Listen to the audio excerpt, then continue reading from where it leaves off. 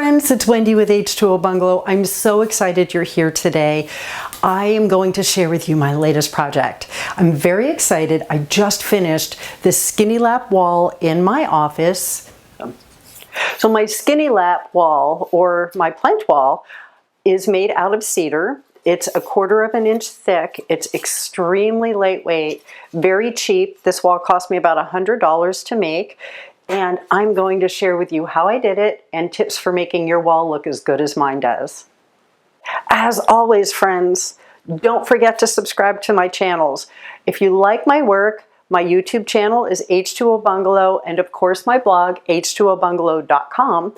If you'd like the links to the supplies I used, additional tips that I've shared on this project, search my blog, h2obungalow.com/skinnylap.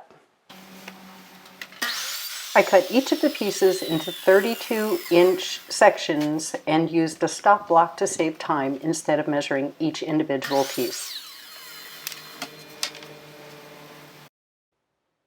To save time painting, I used my HomeRite Super Finish Max paint sprayer with the blue tip, and I watered down 3 different colors of mineral-based paints.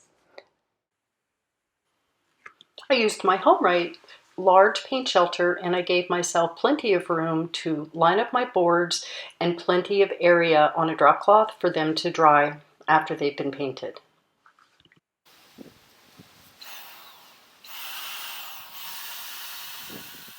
Spray on different colors one at a time and start with the lightest color first. Vary your amount of paint and then wipe it off with rags or rub it in further with a chip brush to get varying degrees and shades for each board.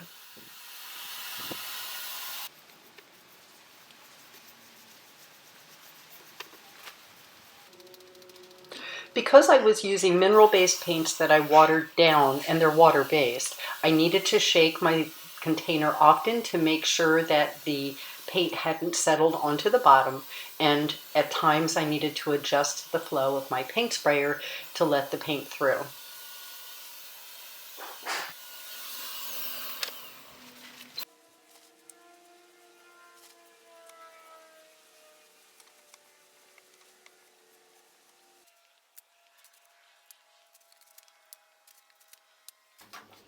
While your paint is drying, go ahead and use a level to mark a straight line across your wall, which is where you'll start with your first piece of wood. You can either install your wood directly onto a wall or use furring strips. We needed to use a combination of both because our wall was 2 different depths. Also, if you have a door, don't forget to measure equal amounts on the other side and make sure that your line continues on that side as well for your starting point. Begin adding your wood to the wall. I didn't use liquid nails because I wanted to be able to take the wall down later if I chose to. We attached the boards with 2-inch brad nails, one at the top and bottom at each end of the board, or on a furring strip. This job definitely goes by faster with 2 people working on it, and we tried both a hammer and a mallet to try to tap the tongue and groove together on tough pieces. The hammer was absolutely easier and didn't mark the wood. Sometimes you'll really need to work to get the tongue and groove pieces to work together when you're sliding a new piece on top of a seam.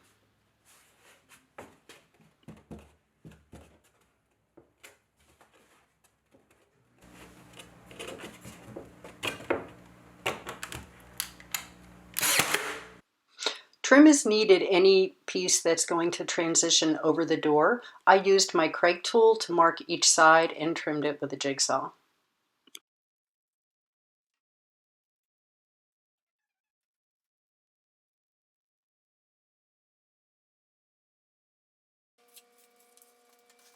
On my next wall, I'll absolutely put my start line lower. It was much easier to put the planks on top of the line and build up than it was to put them under and build down. I didn't actually use a pattern to put the wood up. I just varied the wood colors in each row and tried to keep it random so it didn't look like it was matchy-matchy, and when things didn't match up well, it didn't look off.